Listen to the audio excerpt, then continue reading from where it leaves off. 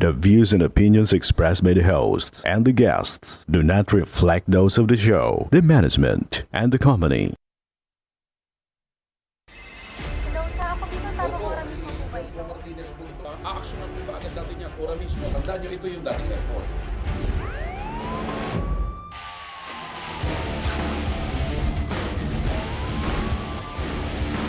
Hoy. Ano namang kayong dalawa pinagchichismisan yung mga marites kayo, ha?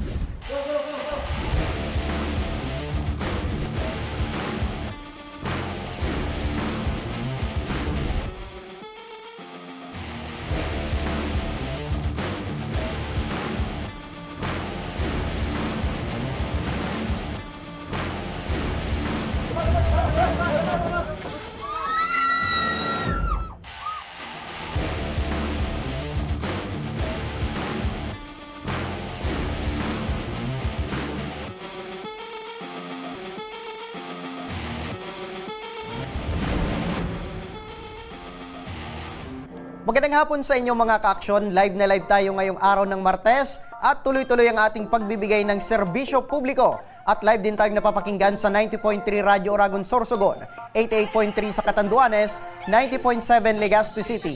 At live na rin tayong napapanood sa ating YouTube account. Napapanood na rin tayo sa Congress TV tuwing alas 7 hanggang alas 8 ng gabi. Mula Lunes hanggang Biyernes sa Congress TV, Digital Channel 15 sa Metro Manila, Channel 7.2 naman sa Albay at Camarines Sur, Channel 10 sa Masbate, at Channel 62 sa GMA for the Box.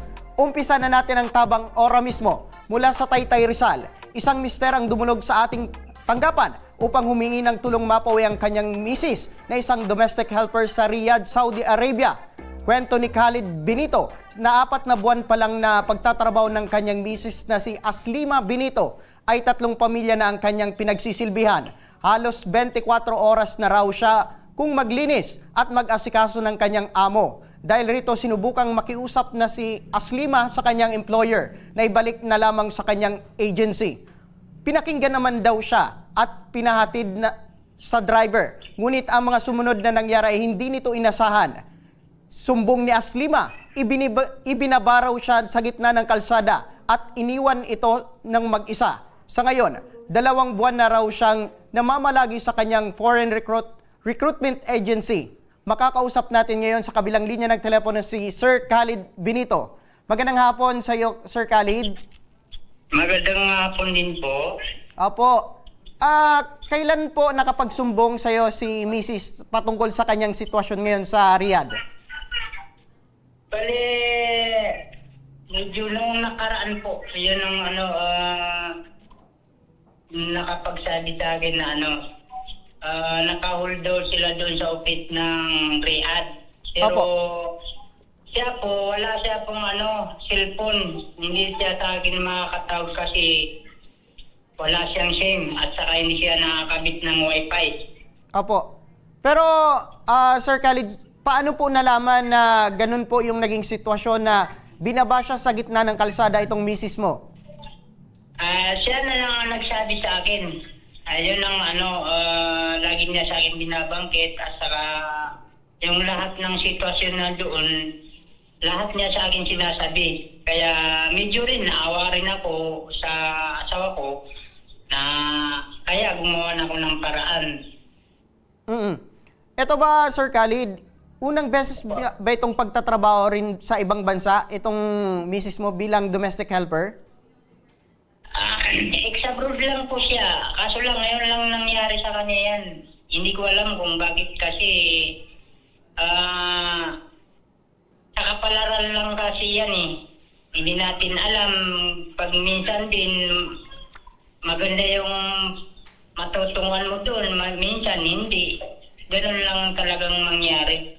Opo, so ibig sabihin, linawin ko lang, sir, hindi ito unang beses na nagtrabaho itong misis mo sa ibang bansa? Hindi po. Ex-abroad po siya. Bali, lang yan. Pangatlo lang po yan. Ngayon pa lang nangyari sa kanya yan. Okay, so yung mga nakaraan, yung dalawang lumuwas siya ng ibang bansa na nagtrabaho, okay naman yung naging pagtatrabaho niya doon? Okay naman po siya. Okay naman po siya. Ano rin ang kontratan niya. Pero same na bansa rin po ba ito, Sir Khalid, sa Riyadh? Opo, sa Riyadh. Yan yung galingan niya sa Al-Qasim.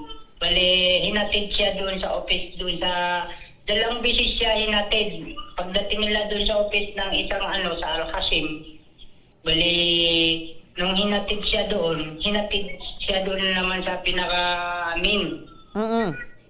Yan ang nangyari. Iniwan siya ng driver. Iwan Opo. po. Opo, nung nagtatrabaho siya doon sa last niyang employer, kamusta yung trato sa kanya? Ano yung mga nararanasan niya? Marami kasi siyang kinukwento sa akin na naranasan niya doon. Minsan din, inaharas siya ng amo niya ng lalaki. Pero yung babae, sabi niya, okay lang yung babae, yun ang magalit kasi natitiis niya. Pero yung lalaki daw, yun ang hindi niya daw matiis. Oo. Tama po ba yung sinabi ni ma'am na 24 hours itong nagtatrabaho, itong ang iyong asawa? Opo, ano lang yun. Minsan ang pahinga niya, 2 oras. Minsan hindi abot ng 3 oras. Ang pahinga niya, otosan agad at saka isa pa. Opo, Ito ang laging nangyayari sa kanya. Pag doon sila lagi sa bahay ng nanay na amo niya, minsan din, doon din sa bahay ng tatay ng amo niya na lalaki. Panagtrabaho, walang ganong pahinga. Lumalabas, Sir Khalid, na overwork po itong asawa nyo. May mga araw ba na dinapuan na ito ng sakit itong misis mo dahil sa labis na pagtatrabaho? Minsan din, linalagnat, minsan nanakit ang katawan niya. Yung minsan sabi niya sa akin, kahit nasa kanya yung bisita niya, lagi nila pinagtatrabaho, bimbing ng mabibigat. At saka pag pumupunta sila dun sa nanay ng amo niya, pag uwi nila, yung lahat ng mga dalhin nila ng mga mabibigat na mga bag, sa kanya yung pinapadala. Opo. Nagbubuhat. Opo. Ito bang, ma'am, ito po, Sir Khalid, itong masumbong na misis mo ay naipaabot na po ito sa kanyang agency? Oo, ilang beses ako nag-chat sa agency, pati nga ako nag-chat at saka siya, noong hindi pa nakapunta doon sa office na may wifi pa siya, nakaka-contact siya, lagi siya na doon na nagsusumbong dyan sa may agency, pero hindi naman masyado pinapanidgan ng agency. Pati nga ako ilang beses nga ako nag-chat sa agency, wala naman silang panig na ganitong sitwasyon Ang sinasabi nila sa akin, magtiis. Paano mapagtiis yung tao kung mamatay lang? Opo. So, sinasabi nyo, Sir Khalid, na merong kapabayaan itong agency ni ma'am ng iyong asawa? Parang ganun na nga. Basta ang dami akong chat sa agency na yan na walang reply. At saka minsan din yung mga ibang may account nila, sinachat ko din, wala rin. Opo. So ngayon yung misis mo ay nasa kanyang agency? Ano po? Itong asawa mo, sir, nasa na ngayon? Nasa kanyang agency pa rin po ba? Oo, nandun pa rin. Noong nag-chat ako, doon sa nagpunta daw sila ng kahapon doon sa OWA. Ang problema, nagpunta sila doon, parang sinama lang na hindi pinapareklamo doon sa OWA. Parang sinama lang. Kumbaga, sinamahan lang na makapunta doon sa opisina ng OWA at wala na. Kumbaga, yung misis mo na yung nag-asikaso kung anong dapat gawin. Oo, parang wala rin siyang ginawa doon. Yan ang sabi sa akin ng kaibigan niya. Opo. Ano daw plano, sir, ng agency nito sa yung misis?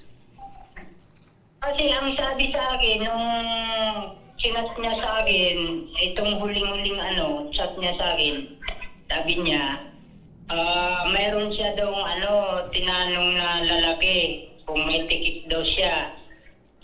Sabi nung lalaki, meron daw, sabi sa 20. Ang problema, ang sabi na naman niya ay kinancel daw ng yung share nila, yung ticket na yun. Ang sabi nung share nila, kasi pinilit niya na sabi nung asawa na gusto niya umuwi dito sa Pilipinas.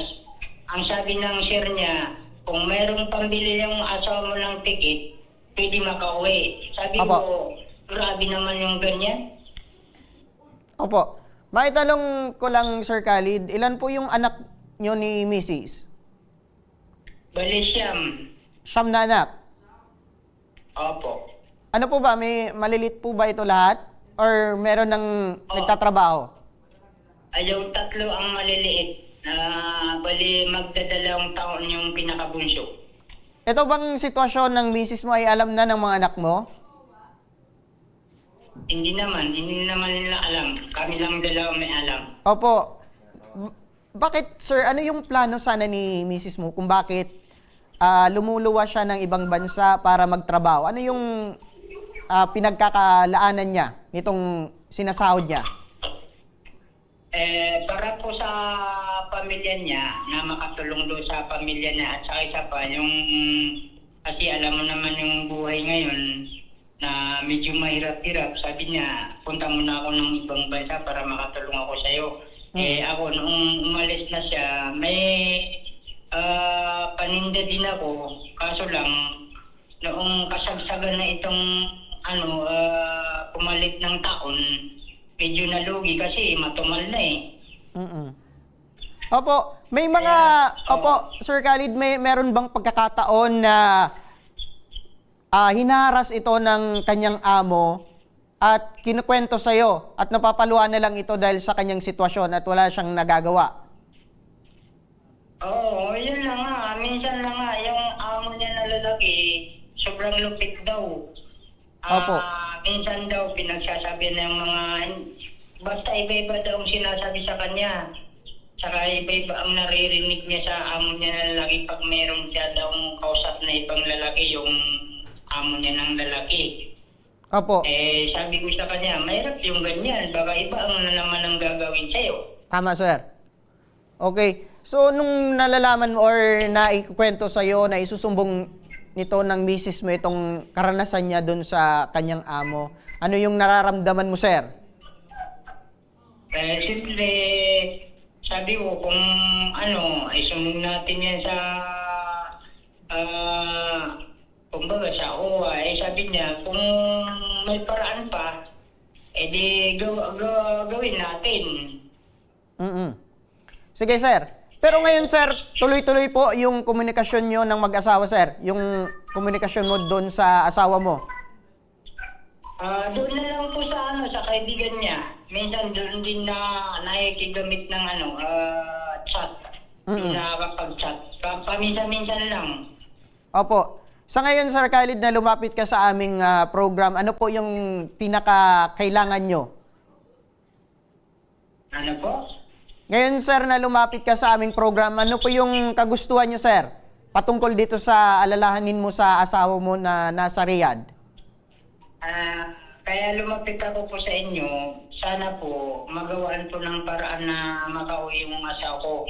Opo. Dahil hindi naman sa gano'n na natatakot ako mamatay yung asawa ko kasi ang kamatayan, kahit saan ka man mamamatay ka. Ang problema yung mga pamilya niya, kawawa naman yung pamilya niya. At saka isa pa, gusto ko rin siya tulungan na makauwi dito.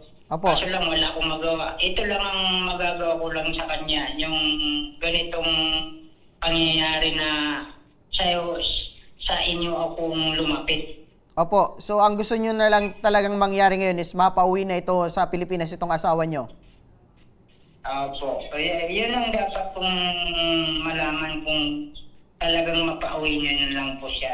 Opo, Sir Khalid, standby ka lang po para sa agarang pag-aksyon, idudulog na natin ito sa tanggapan ng OWA At sa kabilang linya ng ating telepono si Attorney Sherilyn Malonzo, ang Director for Operation Center ng Overseas Workers Welfare Administration. Magandang hapon, Ma'am Attorney Malonzo. Magandang hapon po. Magandang hapon din po kay Khalid. Opo, Attorney, narinig niyo po yung usapan namin ni Sir Khalid. Ano po ang agarang pag-aksyon ng OWA sa sitwasyon po ni Aslima? Actually, nung ito po ay kino-ordinate na inyong opisina po sa OWA, ang ginawa po ng OWA ay kaagad po na nakipag-coordinate sa kanyang Philippine Recruitment Agency at ganoon din po sa ating OWA MWO, no, sa MWO Riyadh. At in fact po, may magandang balita po ako sa kanya pong asawa kay Khalid. So Apa. Khalid, malapit mo na makasama ang iyong asawa. Siya po Ayun. ay meron ng exit visa. Ito po ay kinonfirm mismo po ng aming MWO official, ang aming administrative staff doon po, si A.S. Reggie. Meron na po siyang, hingi na po kami ng kopya po ng ticket from the Philippine Recruitment Agency. But ang report po sa amin kanina is meron na po siyang exit visa at meron na siyang ticket pabalik po ng Pilipinas Ayun! by June 20. Okay, ulitin ko lang Mama, June 20 yung date na makakauwi po itong si asawa po ni Sir Khalid. Apo, kaya lang po kami po ay nagsisecure pa ng kopya mismo ng ticket para po magawan din po namin ng endorsement at ma-assist din po siya pagdating po sa airport. So naghihintay pa po kami ng feedback po from the Philippine Recruitment Agency for the copy of the ticket. But pag na-exit visa na po kasi, para lang sa kalaman din ni Sir Khalid, ibig sabihin po, ito po ay anytime pwede na pong umuwi at makapiling niya ang kanyang asawa po, si Aslima. Opo. So, i-confirm po namin at co-coordinate at tatawagan din po namin si Khalid, for the confirmed flight schedule on June 20. Opo, balikan ko lang Ma'am si Khalid, Sir Khalid. Sir Khalid, narinig niyo po si Ma'am Sherilyn from OWA na anytime po makakauwi po itong asawa mo.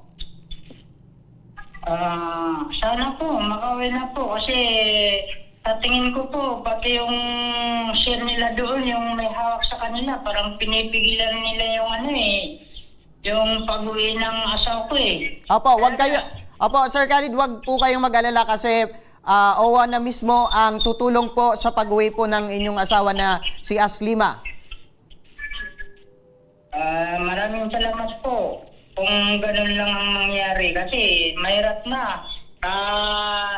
Noong yun ang mga text niya sa akin, sabi niya, ang sabi daw ng share niya, kung mayroong daw pera yung asawa mo, pwede ka makauwi. Kung walang pera, dito ka na lang muna. I-hold daw nila. Apo, doon. Sir Khalid, wag po kayong mag-alala kasi hindi na po yan mangyayari dahil from OWA na mismo po nanggaling na tutulong po sila na makauwi. Sinisecured naman nila na makakauwi po itong asawa mo sa lalong madaling panahon. Okay? Oo, Okay. Kasi mahirap na yung pangyari ng ganyan. Baka hindi natin alam. Baka mapunta pa yan sa hindi natin alam Apo. yung mangyayari. Sir Khalid, wag po kayong mag-alala kasi kahit kami ay sinisecure po namin na makakauwi po ito ng ligtas itong asawa mo sa lalong madaling panahon. Kaya wag po kayong mag-alala dahil nandito po kami, ang aming program at ang OWA na tutulong po sa inyo. Tututok po sa inyong asawa para hanggang sa makauwi po ito ng ligtas sa Pilipinas. Ma'am Sherilyn, ano po yung mensahe natin or assurance dito kay Sir Khalid? Hello, Ma'am Shi? Hello, Ma'am Shi? Ano po? Apo. Yes po. Ma'am, ano po yung mensahe natin dito kay Sir Khalid na medyo may konting pagdududa pa? Okay, Khalid, So naunawa naman namin, Siyempre, habang hindi nyo kasama ang inyong asawa, ay hindi pa talaga kayo parang makapaniwala na ba? Rest assured po, ito po ay monitored po ng OWA, Kaya nga po kami nakakuha ng ganitong update. At kausap mismo namin yung ating pong taga-MWO po o taga-OWA Riyadh. So, confirm po yan. At ayan din naman ang report ng kanyang Philippine Recruitment Agency at kinonfirm naman ng ating mga official po. Apo, maliban po dyan, Ma'am Shi, may karapin po bang kaso itong employer ni Aslima sa ginawa nitong paglabag sa kontrata na 3 pamilya na raw ang kanyang pinagsilbihan sa 4 na buwan pa lamang niya panunuluyan doon sa Riyadh? Okay, ganito po. So, kung si Ashley man po, pagdating niya po ng Pilipinas, ay willing po na magsampa po ng kaso po laban Opo. po sa kanyang employer at ganoon din po sa kanyang mga agencies sa abroad at ganoon din po sa Pilipinas. Sila po ay, of course, pwede naman po magtungo po sa Department of Migrant Workers. So, at sila po ay tutulungan po ng DMW po, no, para po makapagsampa po ng reklamo. Opo, ano po, Ma'am Shi, ang magiging proseso para makauwi po ng ligtas itong si Aslima? Okay, para makauwi po siya ng ligtas, unang-una po, hawak na po ito ng OWA po. So ako na po mismo yung nagsasabi po, no, na siya po ay makakauwi na po. Dahil po ito ay monitor po mismo ng opisina ko po. Opo, dahil po dyan... So, Opo. hinihintay lang namin yung copy po ng ticket for June 20 po. Opo. Dahil po dyan, maraming salamat po, Attorney Sherilyn Malonzo, ang Director for Operations Center ng Overseas Workers Welfare Administration. Maraming salamat po, ma'am. Okay po, welcome po. Opo, Sir Khalid. Opo. Opo, narinig nyo from OWA na tutulong po at in case po na makauwi po ng Pilipinas, itong misis mo kung gustong magsampa ng kaso laban dito sa agency ay tutulong rin po ang OWA. Kung pwede lang sana po kasi naano talaga yung ano niya, yung trabaho niya eh. Opo. Dapat dumating sa punto na okay na yung kontrata niya, kaso lang hindi dumating eh. Opo. Huwag po kayong mag-alala, sir, kasi galing na mismo sa Director for Operation ng OWA na talagang makakauwi po itong misis mo. Nakatakda po, June 20 po. Binigyan na ni Ma'am She ng date kung kailan po posibleng makauwi po itong misis mo. At meron na, eto pa sir meron na pong ticket. Iniintay na lang po yung copy ng OWA. Ano sir?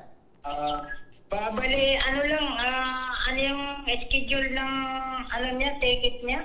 Opo, June 20 po yung binigay. Pero hindi naman yun makakuyan. Sa kahit anong oras or araw ngayon, pwede na pong makauwi itong si misis mo. Inintay na lang po yung copy ng ticket at mga dokumento para maproseso na po at makauwi na po itong misis mo. Sige po. Maraming salamat po sa inyong lahat. Opo. At Sir Khalid, asahan mong nakantabay po ang aming staff sa sitwasyon po ng iyong misis hanggang sa masiguro natin na safe siyang makakauwi dito sa Pilipinas. At asahan niyo rin po ang aming staff.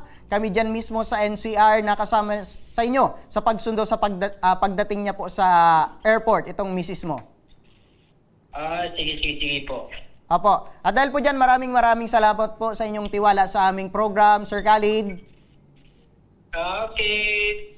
Maraming din salamat po sa inyo. Apo. Ito naman mga ka-aksyon mula sa Masbate. Isang pamilya ang lumuwas pa ng Legazpi City para sa pagpapagamot na kinakailangan ng kanilang ina na lumalaban sa stage 3 breast cancer. Kasama natin ngayon ang dalawang anak na sila Jessa Rans Aparejado at si Crisilda Mendoza. Apo. Ikaw po si Ma'am Criselda po. Ma'am Criselda. Opo. Maaari nyo bang maikwento sa amin kung bakit napaluwas po kayo ng Masbate papunta po dito sa Legazpi City? Si mama po kasi nagkaroon siya ng bukol sa breast. Mm-hmm. Tapos nagpa-check up po siya doon sa amin sa Masbate. Tapos hindi po siya nawala. Mm-hmm. Kaya pumunta na lang kami dito kasi andito din yung ate ko nakatira. Opo. Kinumbinsi niya kami na dito na lang Dito si na lang mama. siya. Opo, kasi wala naman doon sa Masbate ng hindi naman siya doon gumaling sa pinuntahan namin na So, kamusta na itong nanay mo? Sa ngayon po, nagkikemo po siya. Iniwan muna namin doon sa BRMC. Pang second cycle po niya na chemo. Opo. Pang ilang araw nyo na po dito sa Legazpi City? Matagal na po. Mm-hmm. Siguro nung pabalik-balik pa nung December pa kami dito pabalik-balik. Opo. So, kailan kayo naparito sa Legazpi City? Anong araw? Ako kasi, pag may nagbabantay kay mama, nakapalit ko, umuwi ako ng Masbate. Mm-mm. Ngayon, nung Miyerkules po ako dito dumating. Opo. Maliban sa inyong dalawang mag-ina, sino po yung kasama nyo pa na pumunta dito or lumawas dito sa Legazpi City? Kami, nung una po, sila ni Papa, nagpa-check up sila dito. Tapos, umuwi sila. Pagbalik ni Mama, ako naman yung palagi niya kasama. Kumbaga, palit-palitan kayo sa Opo. pagbabantay dito sa nanay nyo. Opo, Pag in pero- case na wala siyang chemo, nandun siya sa kapatid mo dito sa Legazpi City na nakatira. Sa ngayon po, andun kami sa transient po. Okay. So may by schedule na lang itong chemo ng nanay mo. Araw-araw po itong ginagawa. Every 21 days po, every month. So mas pinili nyo na lang na hindi na umalis muna dito sa Legazpi para sa therapy ng nanay nyo. Opo, kasi may mga follow-up check-up din siya pagtapos ng chemo. Tsaka hindi pa niya kaya magbiyahe pa uwi. Apo. Gaano kahirap, ma'am, yung naging sitwasyon nyo? Mahirap po, sir, kasi si Mama minsan hindi makakain. Tapos, minsan na yung budget sa pagkain namin, pamasahe. Kasi yung papa ko, magsasaka lang naman po. Magkano lang din yung kinikita niya. May kapatid pa ako na nag-aaral. Apo. So paano nyo, ma'am, na tutustusan itong pangangailangan nyo na may pamilya pa kayo dun sa Masbate at syempre dito yung boarding house, yung pagkain nyo, pamasahe. Opo. So paano nyo na pagkakasya, ma'am, yung Si Mama kasi meron din siyang negosyo doon sa amin. Tapos yung doon, nagpapadala din dito sa amin. Yung kita niya, yun yung tinitipid ko na panggastos namin. Kasi maliit lang naman yung ni Mama, yung Opo. kain niya. Opo, maliban dito, ma'am, sa hindi na nakakakain ng maayos itong nanay mo, ano pa yung mga nararanasan niya or epekto ng sakit niya? Hindi po siya makatulog. Nahihirapan siya sa pagtulog niya. Tapos, hirap siya na minsan kahit uminom ng tubig, nahihirapan siya. Tapos yung kain niya, 2 kutsara lang, hindi pa niya maubos. Okay. So kamusta na yung pangangatawan ng nanay mo na hindi na siya nakakain ng maayos at nakakainom ng tubig? Payat na po siya, sir. Tapos nagkalbo na din siya. Pangilang ka sa magkakapatid? Pang-2 po. Pang-2? Opo. So ikaw na yung nag-aalaga Opo. sa umpisa dito sa nanay mo? Opo. At ikaw na rin pag in case na hindi nakakatulog itong nanay mo, Ako pong kasama. may mga araw din na hindi ka na rin natutulog. Opo, nahihilong ako ngayon kasi hindi din ako makatulog. So wala ka pang tulog, ma'am, Opo. ngayon. Gaano kahirap, ma'am, bilang isang anak na nakikita mo ang nanay mo na nahihirapan sa kanyang sakit? Sobrang hirap po. Kaya sana gumaling na po siya sa sa nararamdaman niya, yung sakit niya. May ibang araw ba, ma'am, na pag nahihirapan na yung nanay mo, may sinasabi sa'yo na gusto niya nang sumuko? Ano yung madalas na sinasabi mo sa kanya? Minsan po sinasabi niya na bahala na daw ako. Kasi doon daw naman darating sa ganito, ganyan. Sabi ko, ma, wag mo lang isipin yan. Yun na, pinapagaan ko lang yung loob niya. Sabi ko, gagaling ka pa. Sabi ko, kaya nga andito tayo, pumunta pa tayo dito para gumaling ka. Pero- Yun po. Pero maibalik ko lang, ma'am, sa itong sakit niya. Kailan niyo nalaman na nasa stage 3 na pala itong cancer niya sa breast? Nung April, kasi may nag-biopsy din po siya. Tapos, nag-breast panel. Opo. Tapos, sinabihan po kami ng doktor, kami ng ate ko, na hindi na daw siya. Dapat kasi nung April, naka-C-package na yung niya. May operasyon na siya, naka-C-package na siya. Tapos, pagbalik namin dito, parang na-disqualified na yun. Kasi sabi nung doktor, parang nagkalat na daw sa katawan niya. Nagkalat na. Opo. So hindi ito agad na agapan? Hindi po kasi hindi agad kami nakabalik dito nung umuwi kami ng Masbate. Opo. At kinukwento mo sa amin kanina, ma'am, na nanggaling na kayo sa ospital dun sa Masbate. At Opo. anong sabi ng doktor doon? Gumaling na siya, pero hindi pa pala. Sabi doon, nag-injectionan po siya doon sa Injection pinuntahan lang. namin. Opo, injection lang. Tapos 10 days na follow-up check-up pag hindi pa lumiit. Oo. Kaya ayun, pumunta na kami dito kasi hindi naman nagbago yung bukol niya. Opo. So, walang improvement na nangyari doon Opo. sa pagpapa-ospital mo sa Masbate. Opo. At nagbakasakali kayo dito sa Legazpi ay maigamot itong Opo. nanay nyo. At sabi ng doktor, ano daw yung sabi ng doktor? Yun po, marami pong laboratories muna simula nung December. Tapos nag-biopsy siya sa breast panel. Doon namin nalaman na stage 3 na po. Tapos nag-HER2 siya. Opo. Tapos din doon nalaman na pati yung bones niya tsaka bituka. Naapektuhan na din. Opo. Pero anong sabi ng doktor? Meron pang tsansa na gumaling pa itong nanay niyo in case na duman siya sa mga ganitong therapies. Yung chemo po, yung... Pinakakuya na lang, ma'am. Opo. Okay, maliban dito sa mga therapies and chemo, ano pa yung, may ininom ba siyang gamot na maintenance sa araw-araw? Wala po.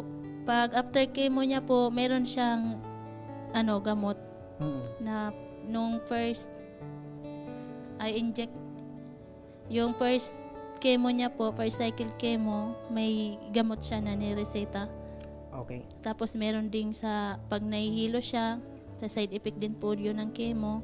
Tsaka nasusuka, meron din po siyang iinumin na gamot. Okay. Sa ngayon, ma'am, anong pinakakailangan nyo?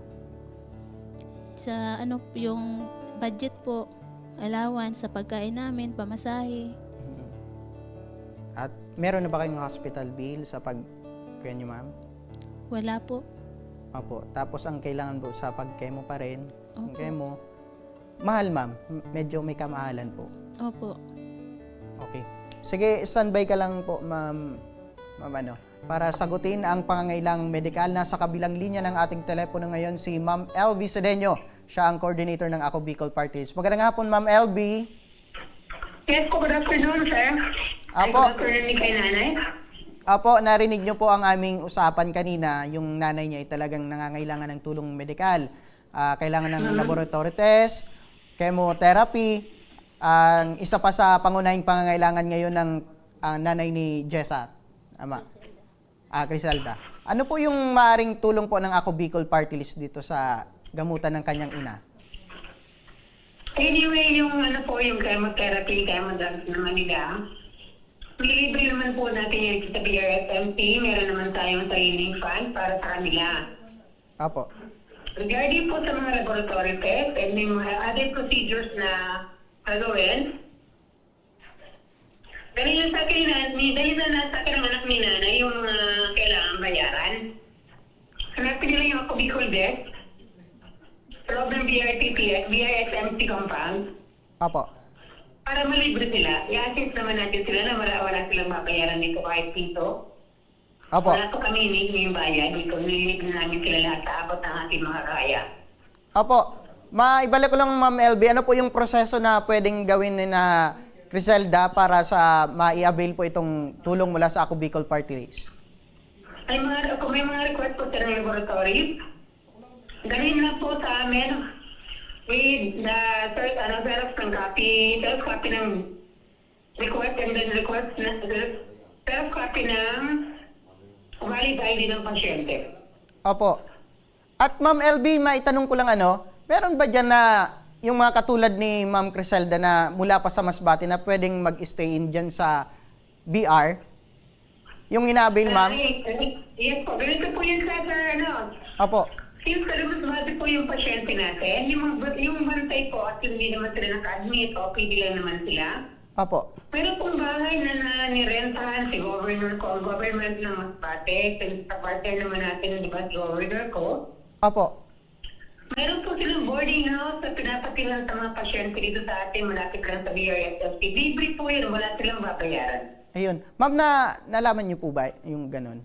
Actually po, andun po kami doon sa boarding house po na, Bigay Opo. ni Gob. opo. Apo. So yan pala ma'am. Okay, ma'am, ano po yung mensahe natin dito kay Ma'am Criselda at sa kanyang ina na nangangailangan po ng tulong? Ma'am, pag may kailangan po kayo magkatabi lumapit sa amin dito sa Ako Bicol Desk, and then kahit po sa best ng Masbate, handa po kami tumulong sa inyo anong oras. Apo. Pagdating po sa mga bayarin nyo sa hospital na pwede namin i-cover, wala po kayong aalalahanin. Huwag lang po tayo mag-usap tungkol sa cash kasi wala tayo niyan. Apo. Sige po ma'am. Dahil po dyan, maraming salamat po. Ma'am LB Sedeño, ang coordinator po ng Ako Bicol Party List. Thank you so much. God bless everyone. Apo. Okay, narinig nyo po mula kay Ma'am LB na wala kayong babayaran ni piso. Ano po yung mensahe natin? Maraming salamat po sa pagtulong sa amin. At makakaasa kayo ma'am na kami rin po ay tutulong sa inyo maliban po sa Ako Bicol Party List. Dahil po dyan, may aabot na munting tulong po ang aming team, ang aming program sa inyo. At tanggapin nyo po ito ma'am, na cash assistance mula sa aming program at yan po ang grocery pack mula sa aming program. Maraming salamat po. Malaking tulong na po ito sa amin, lalo na sa mama ko. Apo. At makakaasa po kayo na kami po ay aantabay hanggang sa makuha nyo po itong tulong mula sa Ako Bicol Party List. Opo. Salamat po. Apo, at dalangin po namin yung agarang paggaling po ng nanay mo. Opo. Maraming salamat po. Apo, at salamat din po sa inyong tiwala na ipinabot po yung alalahanin mo sa aming program dito sa Tabang Ora mismo. Opo. Salamat po, sir. Apo. Ayan, sa pagbabalik ng Tabang Ora mismo, mula sa Camarines Sur, isang ama ang natagpuang wala ng buhay matapos ang mahigit 20 oras na paghanap ng pamilya. Ang buong pangyayari, abangan, kaya huwag kayong bibitaw at magbabalik pang Tabang Ora mismo.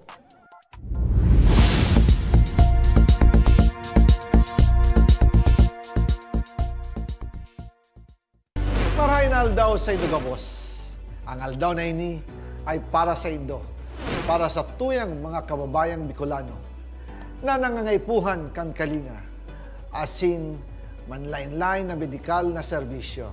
Ini po ang sa tuyang dalan para makapaghatod kan serbisyo maski guraano ini karayo o karani ang sa Indong kinamumugtakan. Ang Tarabangan Caravan ay saro pong inisyatibo kan Ako Bicol Party List na igwang layunin na darahon ang serbisyo medikal asin dental direkta sa saindong mga komunidad. Aram po niya to na daigabos may kakayahan o pagkakataon na makaduman sa ospital o klinika. Kaya't kami na po ang nagrarani sa Indo. Kaibahan ang matitibay na doktor, dentista, medical personnel, asin mga volunteer kan Ako Bicol Party List. Libre po gabos ang serbisyo medikal, dental, laboratory, asin mga bulong. Wala po kamo na dapat ihadit sa gastusin ta ini ay para sa indong kalusugan. Kaiba taman po ang satuyang programa, ang libreng gupit, asin masahe para sa satuyang mga kababayan. Maliban digdi, may local recruitment activity man kitang unyan.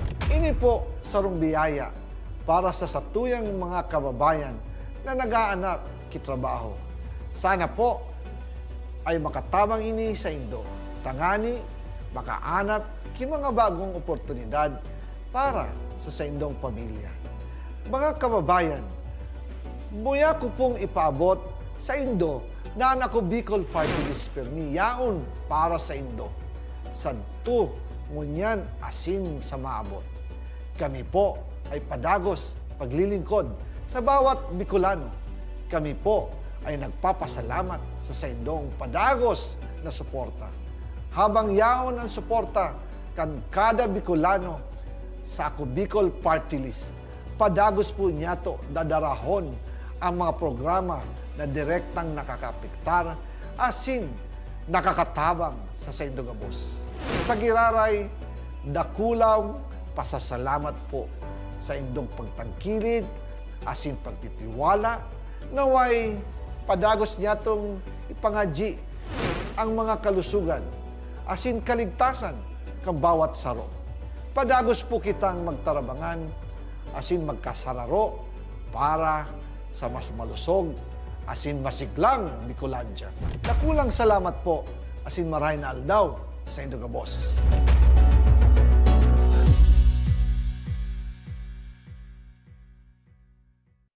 Daan-daan na po ang mga nakapagtapos at may mga kanya-kanya ng propesyon. Sa kanilang pagpupunyagi, walang masidlan ang kanilang mga ngiti. Dinat sa Gabos, nagpapasalamat po ako sa AKB. Gusto ko lang po magpasalamat sa Ako Bicol sa opportunity na tigtatao po arab po sa kuya na estudyante. Dahil naandyan lang, katuwang lagi, Ako Bicol, katabang na, kasurug pa. Hindi rin nagpahuli sa pagtugon sa mga pangailangan ng ating mga healthcare workers at mga frontliners. Sa simula pa lang nitong pandemya, hanggang sa ngayon, walang humpayang pagtulong. Ay, nagpapasalamat po ako sa pagtaon ng tabang hali sa Ako Bicol Party List.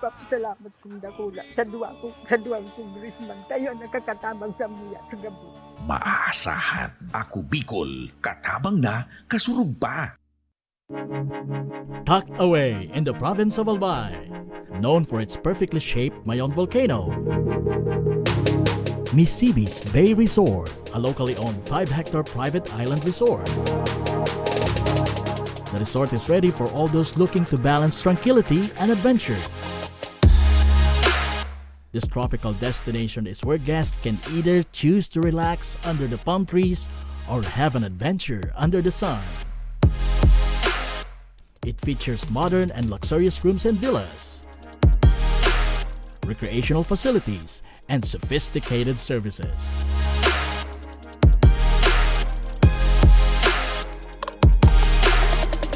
Come and experience Misibis Bay Resort, your tropical island getaway.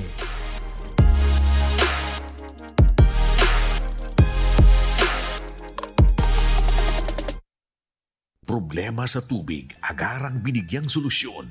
Nagpatayo ng mga solar-powered water supply system sa mga liblib na lugar. Libre, malinis at maaasahang supply ng tubig 24/7. Dakulaon ng pagpapasalamat niya mo. Dahil may ikamalilingan habang kami nabubuhay. Nakulaon ining tabang para sa Gabos na tao digdi. Salamat po. Para sa ating mga kababayang nasa laylayan, Ako Bicol, katabang na, kasurug pa.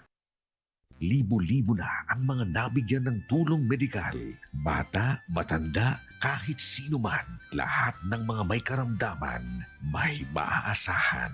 Nagpapasalamat sa Ako Bicol Party List. Hindi po namin makakalimutan ang tulong na dinala ninyo dito sa aming bayan. Maraming salamat po. Dahil iisa lang ang tunay na nagmamalasakit. Ako Bicol, katabang na, kasurug pa.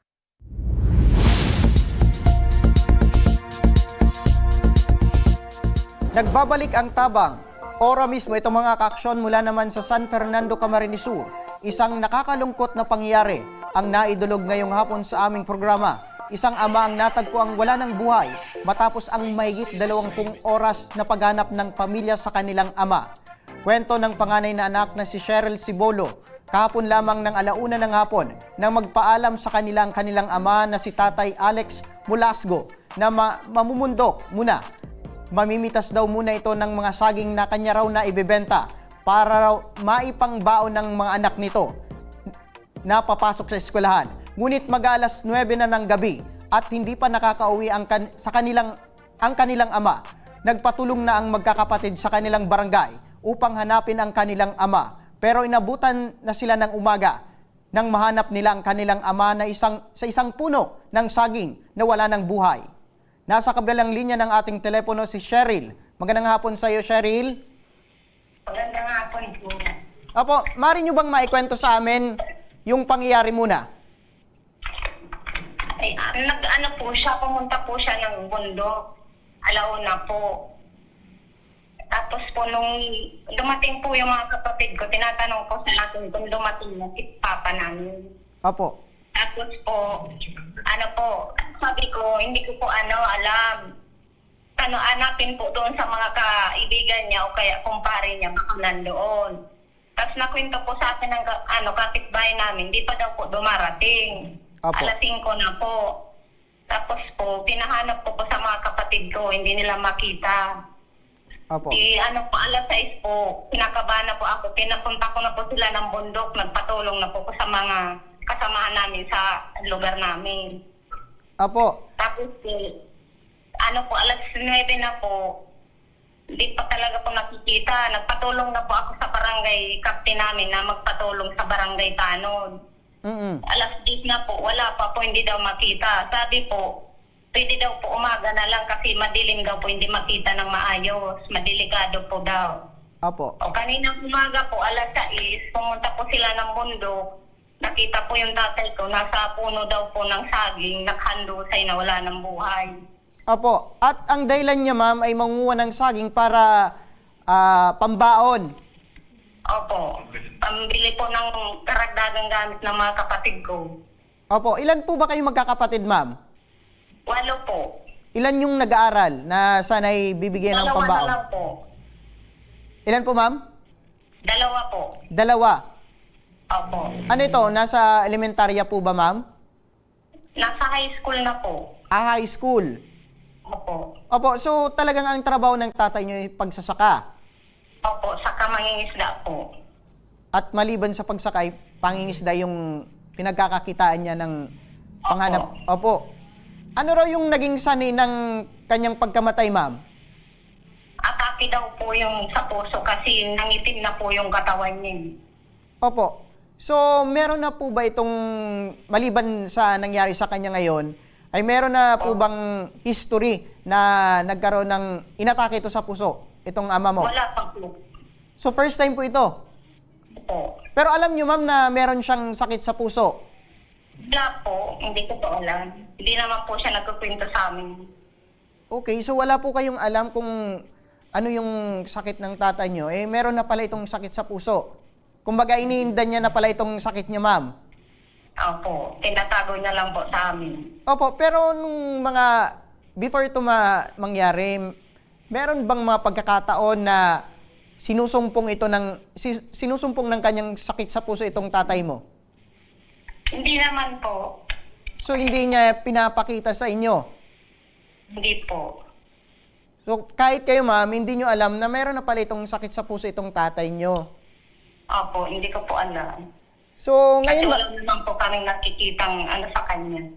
Opo. So, before ito mamatay, ma'am, nagpaalam pa sa inyo ito na mangunguha siya ng saging? Opo.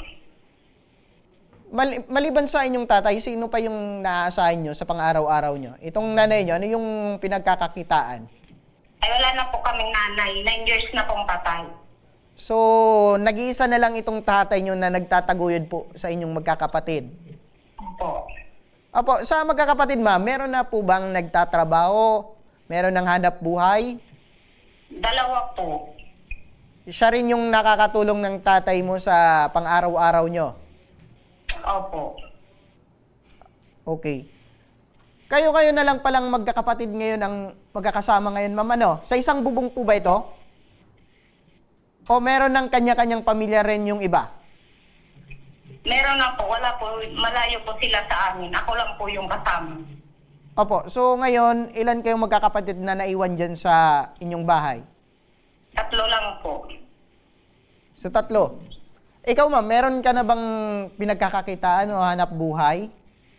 Wala po. Okay. So paano ngayon yan, ma'am? Saan po kayo kumukuha ng pang-araw-araw nyo ngayon na namatay po itong tatay nyo? Wala nga po eh. Sino na po yung nagpapaabot sa inyo ng tulong, ma'am? Wala pa po. Pero ngayon, nakaburol na dyan sa inyo yung tatay nyo? Nasa Corinarya pa po. So, ngayong araw ay dadala na dyan sa inyong bahay itong... Okay. Apo. So, wala pa kayong nababayaran man ni kahit piso? Wala pa po. Okay. So, ngayon, ma'am, ang pinakakailangan nyo ay yung pambayad dun sa Purinarya. Opo. Pero meron na po ba kayong nilapitan na maaring tumulong po sa inyo? Wala pa po. Okay. So kung merong... Opo. So plano nyo, ma'am, dyan na lang, ma'am, iburol sa inyong bahay, itong tatay nyo? Opo, pabangay na lang po. Ito bang pangyari, ma'am, nalaman na rin po ba ng iba nyong kapatid? Opo, tinawagan na po namin sila. So ngayon, wala talaga kayong, ma'am, yung panggastos sa Wala burol po. ng tatay nyo. Gaano ito kahirap, ma'am? Sobrang hirap po. Sa hindi inaasang pagkakataon, ma'am, dahil sa kagustuhan ng tatay mo na makapag-aral po itong dalawa mong kapatid, ayun na pala yung rason para bawian siya ng buhay. Opo. Ano itong tatay nyo? Overwork po ba ito? Po. Itong tatay nyo talagang masipag, talagang kahit anong ginagawa para... Sobrang sipag po. Gaano niya kamahal itong kayong magkakapatid? Gaano niya kayo kamahal nitong ama nyo? Sobra-sobra po sa pagmamalang naabot namin dyan. Meron bang times na gusto nang sumuko ng tatay nyo or nasabihan kayo na nahihirapan na siya?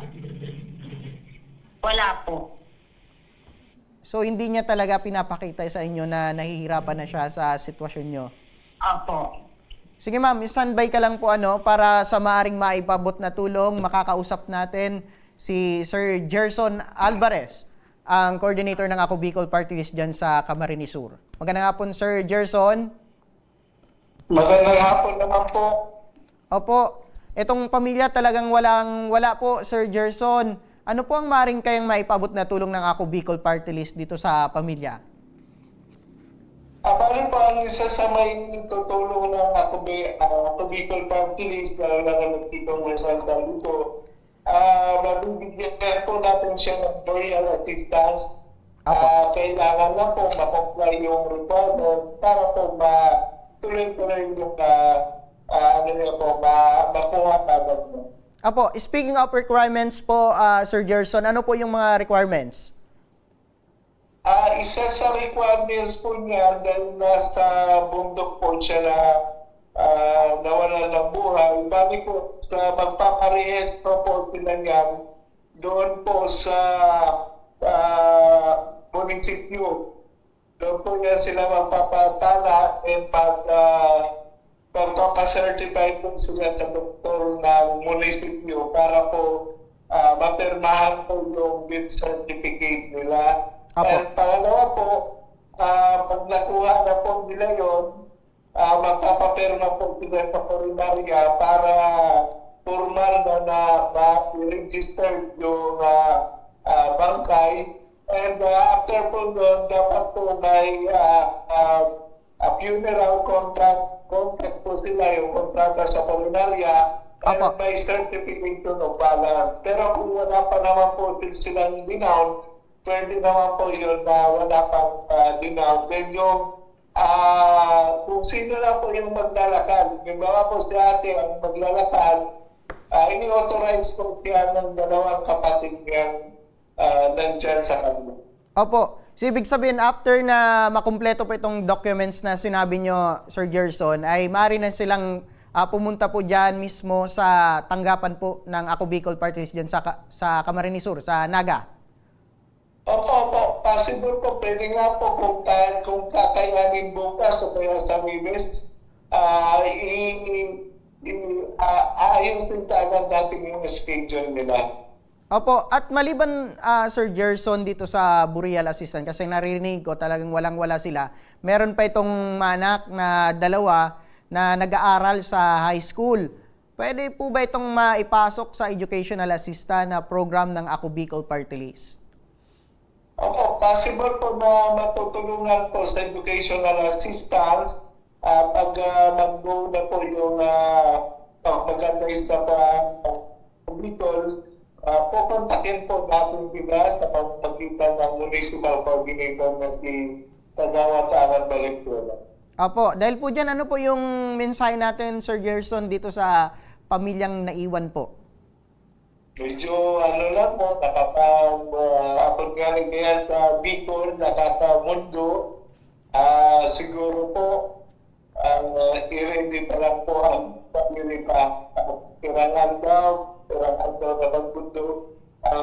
Mabalik pa po din sa normal. Kaya medyo masakit lang po. Kaya mo yan, tatakbuhan siya po sa bukid. Kung may kinuha siya, importante para sa sayang mga.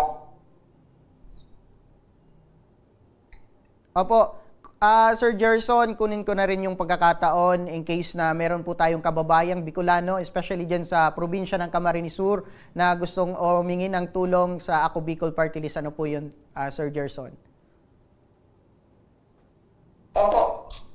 Bali po, punta lang po sila dito sa opisina ng Ako Bicol. Kung hindi po, kung halimbawa na datingan nilang sarado pa, may number po iiwan para po mapunta ka. Medyo kasabihan. Opo. Dahil po dyan, maraming salamat po, Sir Gerson Alvarez. Siya po ang coordinator ng Ako Bicol Party List dyan sa Camarines Sur. Maraming salamat po and magandang hapon.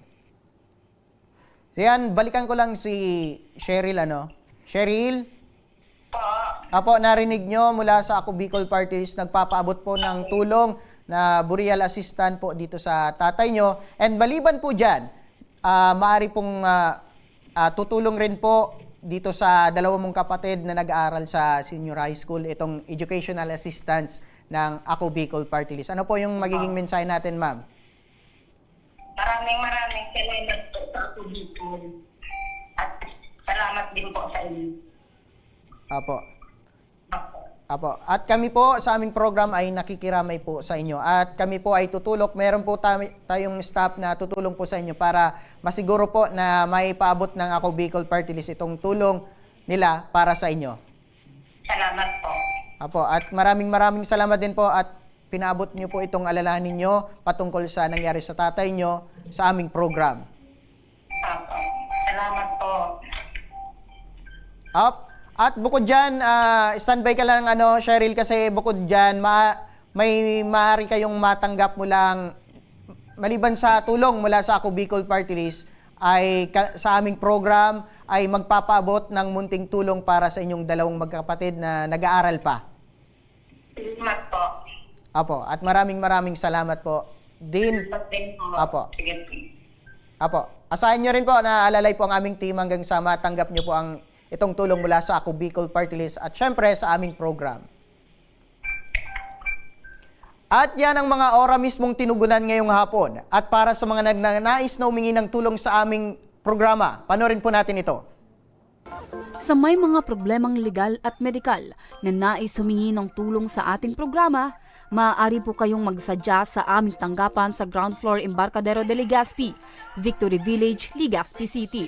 Bukas po ang aming tanggapan mula Lunes hanggang Sabado, alas 8 ng umaga hanggang alas 5 ng hapon. Sa mga nasa Metro Manila naman po at kalapit na lugar, maaari po kayong humingi ng tulong sa Action Cost Center sa North Wing ng Batasang Pambansa. Magpunta lamang po kayo tuwing araw ng Lunes alas 8 ng umaga hanggang alauna ng hapon. Maaari na rin po kayong magtungo sa Tabang Ora mismo Satellite Office sa Camarines Norte sa Provincial Capitol Building, Barangay 3, Daet, Camarines Norte. At para naman sa mga taga Camarines Sur, maaari na rin kayong dumulog sa Zone 2, Tagungtong, Goa, Camarines Sur. Bukas po ang aming tanggapan mula Lunes hanggang Biyernes, alas 8 ng umaga hanggang alas 4 ng hapon. Maaari din kayo magpadala ng mensahe sa aming official Facebook page na Tabang Ora mismo. Kahit anong reklamo ay amin pong tinatanggap. Huwag niyo rin pong kalimutang i-follow ang aming mga official social media account sa aming Facebook account, YouTube at TikTok account, Tabang Ora mismo. Action po patuloy na magsisilbi. Action po sa mga Hanggang bukas mga ka-aksyon, sama-sama pa rin nating aksyonan ang mga problemang medikal at legal. Ito ang programang may paninindigan, tutugon sa inyong pangangailangan. Ako po, si Nomer Corporal, at ito ang Tabang Ora mismo.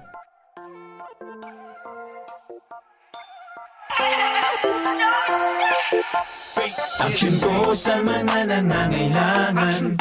Action ko lahat ay dadamayan. Noon at ngayon tayo'y sinamahan. Action ko patuloy na magsisilbi. Action ko sa mga nangangailangan. Action ko lahat ay